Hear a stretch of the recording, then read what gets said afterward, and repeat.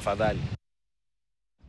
Wasimamizi wa makao ya watoto mayatima wameeleza wasiwasi wao kuhusu pendekezo la serikali la kufunga makao hayo na kuunganisha watoto hao na familia zao, wakisema kwamba hatua hiyo inaweza kukumbwa na changamoto nyingi.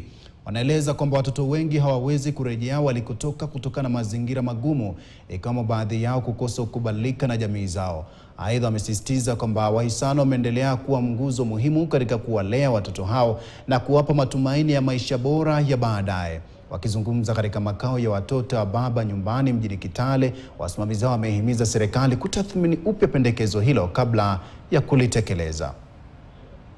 What the government is doing, you know, the government is talking about closing children's homes. We are aware of that. We want to work as a rescue center. We want to work as a child welfare. We want to advocate. We want to fight for these children.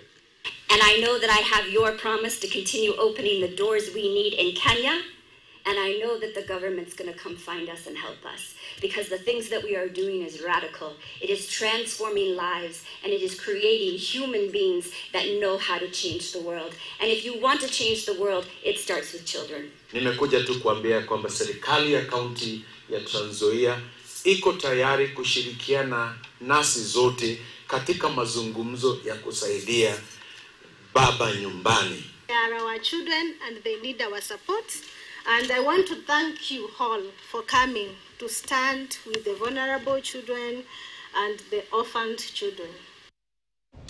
Mahakama imeipa idara upelelezi nchini